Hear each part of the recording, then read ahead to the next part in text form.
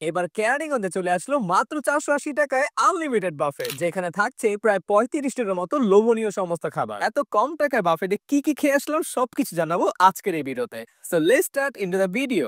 পাকঘর টুকটাক সবারই পরিচিত একটি রেস্টুরেন্ট, যার যাত্রা ছিল একটি ফুড ট্র্যাক থেকে। এবার সেই পাকঘরে মাত্র 480 টাকা দিচ্ছে আনলিমিটেড বাফেট, যেখানে থাকছে 35টির মতো লোভনীয় সমস্ত খাবার।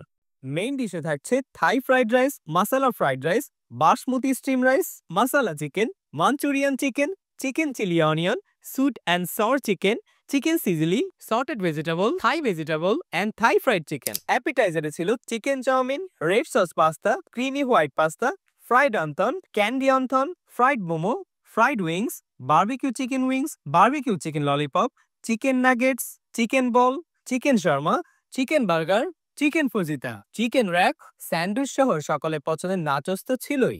আরও ছিল Thai soup and corn soup. Salad সেকশনের মধ্যে ছিল cashew nut salad and fresh salad. Dessert সেকশনের মধ্যে ছিল pastry cake, cream caramel and ডাবের পুডিং। তাদের ফুড সার্ভিসের ব্যাপারটা কিন্তু একদমই গুছানো ছিল। অ্যাপিটাইজার সেকশনের প্রতিটি খাবারের স্বাদ দেওয়ার জন্য অল্প অল্প করে প্রতিটি খাবারে নিয়ে নিন। প্লেটারের ফার্স্ট আইটেমের মধ্যে তাদের রেড সস পাস্তাটা আমার কাছে বেশ ভালো লেগেছে। ফ্রাইড মোমোটি ফ্রাই হওয়া সত্ত্বেও একটু সফট ছিল, বাট এইখানে ফ্রাইড চিকেন যেটি ছিল এটি কিন্তু একদম অসাধারণ ছিল। টেক্সচারটা ছিল একদমই ক্রিস্পি, বাট ভিতরের অংশটা একদমই সফট।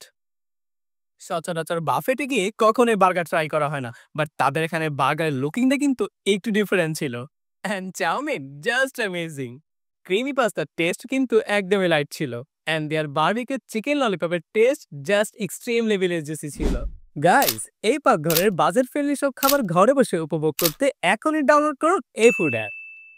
এইবার চলে যাই মেইন ডিশে। মেইন ডিশ থেকে প্রথমেই নিয়ে নিই বাসমতি স্টিম রাইস, সাথে মাসালা fried rice and Thai fried rice, সাথে আরও নিয়ে নিই 6টি কারি সহ সালাদ।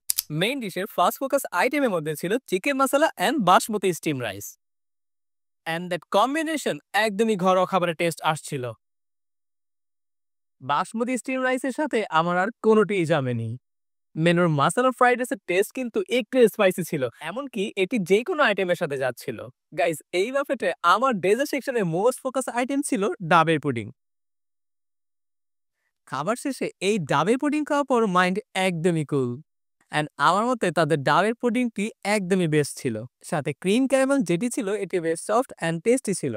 এত কম টাকায় এতগুলো খাবার নিয়ে একটি বাফেট অ্যারেঞ্জ করার ব্যাপারটা কিন্তু অনেকটাই অসম্ভব। আর সেই অসম্ভবগুলোকে যারা ক্ষুদ্র প্রচেষ্টায় সম্ভবের কাতারে দাঁড় করাচ্ছে তাদের কিন্তু একটু হলেও প্রশংসা করা লাগে। পাকঘরের এই ক্ষুদ্র প্রচেষ্টাকে অল্প হলেও প্রশংসা করতে হয়। ভিডিওটি ভালো লাগলে পেজটি ফলো দিয়ে চ্যানেলটি সাবস্ক্রাইব করে পাশেই থাকবেন।